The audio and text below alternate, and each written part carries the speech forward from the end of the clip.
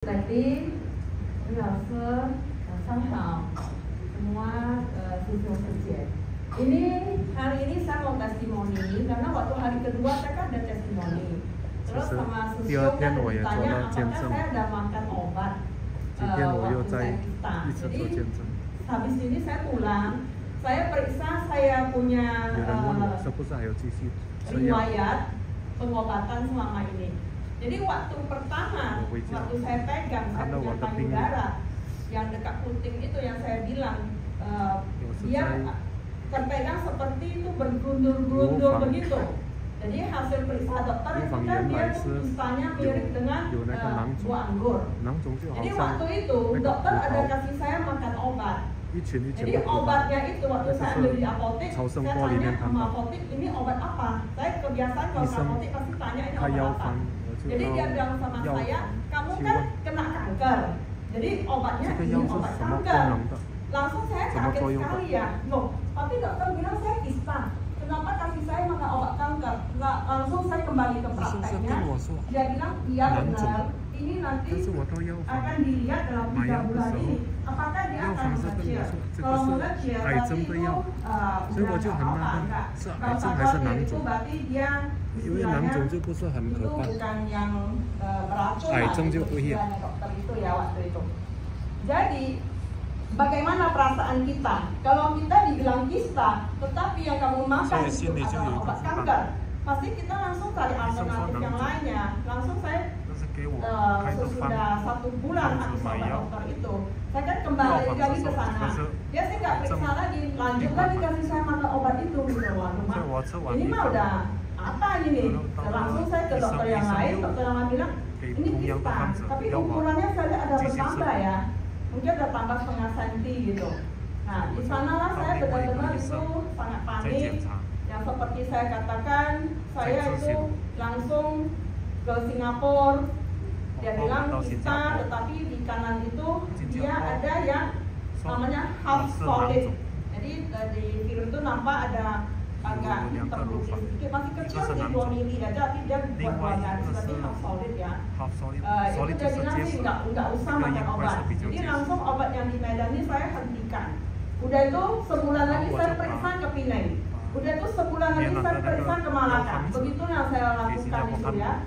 Karena bagaimana kita nggak takut ya kalau sempat dokter itu udah kasih kita makan obat kanker ya, begitu yang mau saya lengkapi. Tapi sesudah saya ikut Changsheng Xie, seperti yang saya bilang, saya dengan yakinnya karena udah banyak dokter bilang yang di luar negeri bilang ini kita, saya terapi terus dengan Changsheng Xie dan tidak ada makan obat apa lagi. Jadi yang Sosio Herman tanya saya apakah ada makan obat, saya kan jawabnya nggak ada. Padahal awal-awalnya saya ada makan obat sekitar 3 bulan obat kanker yang dikasih dokter. Jadi itu nggak ada hasilnya.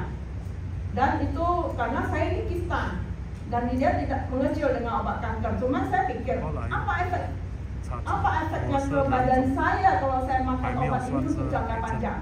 Nah, jadi ini yang ingin saya katakan betapa ini logikologi telah membantu saya untuk mengatasi masalah ini sepenuhnya.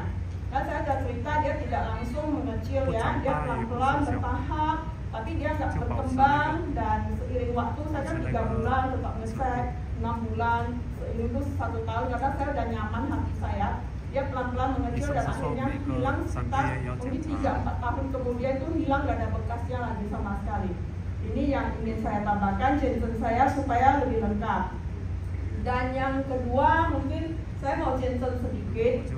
Saya punya keluarga, mama saya waktu dia mau menjelang menopause itu mengalami sangat kesulitan sehingga bleeding. Sampai akhirnya terakhir itu harus diangkat ke rahimnya. Saya punya tante nomor 2 juga begitu. Jadi waktu itu saya juga pikir ini kan apa ada efek keturunan atau apa, terutama saya kan udah kista. Jadi otomatis saya punya hormonal pasti kan sudah agak kacau.